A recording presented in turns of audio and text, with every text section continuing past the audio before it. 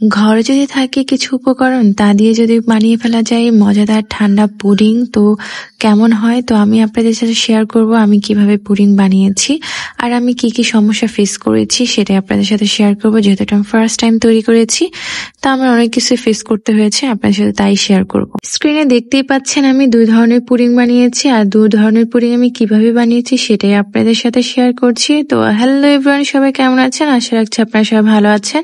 প্রথমে আমি একটা আম নিয়ে নিয়েছি আর সেটা আমি বড় স্টাইলে কেটে নিয়েছি। আমার কাটা হয়ে গেলে আমি এটা ব্লেন্ডারের জারে নিয়ে নিব ব্লেন্ড করার জন্য। আর এই ব্লেন্ড করার সময় লেয়ারটা যাতে একদমই পাতলা হয়, পাতলা না হলে এটা একদমই জমাট বাঁধবে না। আর প্রথমবার আমি যখন ট্রাই করেছিলাম আমি পানির পরিমাণ একদমই কম দিয়েছি, তা আমার একদম পারফেক্টলি হয়নি। তো আমি এটা তো আর ফেলে দেবো না, তাই আমি একটু অন্যরকম ভাবে বানিয়ে নিয়েছি খাওয়ার জন্য। অবশ্যই আপনারা এই আমটা যখন ব্লেন্ড করবেন বা জাল দিবেন, আপনারা 3 কাপের মতো পানি নেবেন, তাহলে আপনার লেয়ারটা একদম পাতলা হবে আর ভালোভাবে জাল পাবে।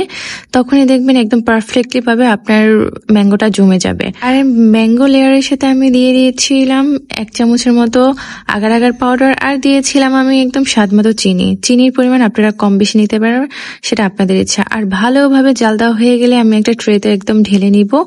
আর ঢেলে নেওয়ার পরে আমি 10 মিনিট অপেক্ষা করব। 10 মিনিট পরে আমি ফিরে আসব। এর আগে অবশ্যই আমি দুধটা নিয়ে কিছুই করব না, কারণ এটা আগে জমাট বাঁধবে। তারপরে আমি দুধটা জাল দিব। যখন দেখেছি যে আমার একদম আমের লেয়ারটা একদম পারফেক্টলি হয়ে গিয়েছে, তখন আমি দুধটা একদম রেডি করতে চলে গেছি। তারপর আমি দুধটা ভালোভাবে ছেঁকে নিয়েছি, কারণ দুধের ভিতরে অনেক বেশি সর থাকে, এরকম হলে হবে না। এটা দুধটা একদম ছেঁকে নিলে একদম দুধটাই স্মুথ থাকবে আর দেখতেও ভালো লাগবে, খেতে তো খুব বেশি মজা লাগবে। তারপর আমি আগার আগার পাউডার দিয়েছি 1 চামচ, আর স্বাদ মতো চিনি দিয়ে আমি একদম নেড়ে চেড়ে ঠান্ডা থাকতে মেখে নিয়েছি, যাতে গরম হয়ে গেলে দুধটা যাতে আগার আগার পাউডারটা একদম জমে না যায় সেই কারণেই।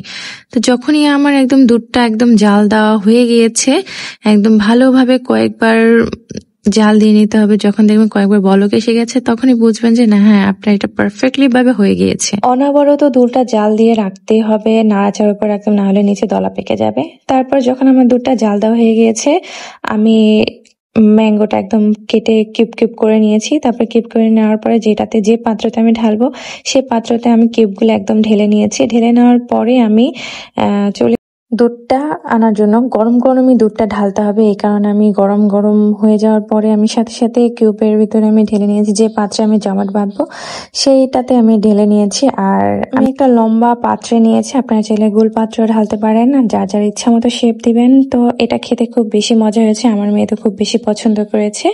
আর ইনশাল্লাহ আরেকবার বানিয়ে দেব। আজকে এই পর্যন্ত, সবাই ভালো থাকবেন, সবাই বাসায় একবার ট্রাই করবেন। আর গরমের দিনে ঠান্ডা ঠান্ডা পুডিং খেতে খুব বেশি মজা লাগবে। ইনশাল্লাহ সবাই একবার ট্রাই করে দেখবেন। আল্লাহ হাফেজ, বাই।